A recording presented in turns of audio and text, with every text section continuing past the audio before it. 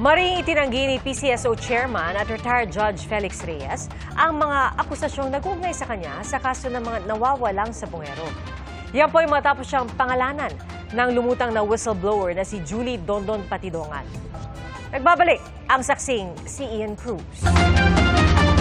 Sa panayam ng GMA Integrated News, kinumpirma ni Julie Dondon Patidongan alias Totoy kung sino ang dating judge na sinabi niyang tagalakad ng mga kaso ng negosyante at isabong tycoon Atong Ang. Si ex-judge na yan na chairman yan ng PCSO, siya talaga ang tagalakad. Si ex-judge, nabanggit mo, chairman siya? Yes, chairman siya ng PCSO ngayon. Yes. Ang kasalukuyang PCSO chairman ngayon ay ang retiradong judge na si Felix Reyes na naglabas ng pahayag ngayong araw para mariing pabulaanan ang aligasyon ni Patidongan.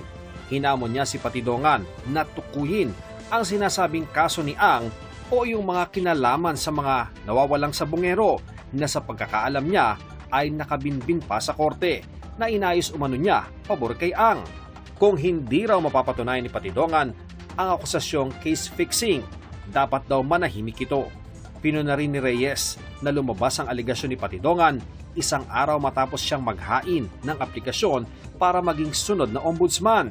Sabi ni Reyes, handa siya makipagtulungan sa anumang investigasyon na magbibigay linaw sa mga anyay walang basihang aligasyon ni Patidongan para di na rin mabahiran ang hudikatura at prosecution service.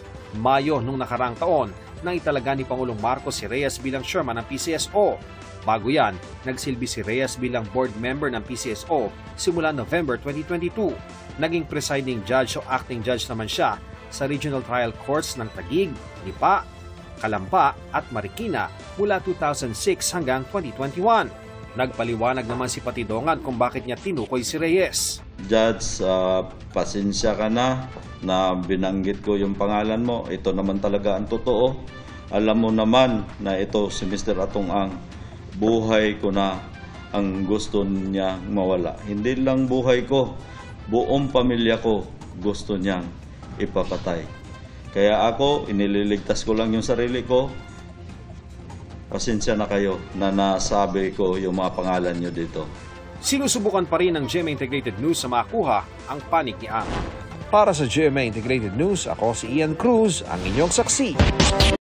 Mga kapuso, maging una sa saksi. Mag-subscribe sa GMA Integrated News sa YouTube para sa iba't ibang balita.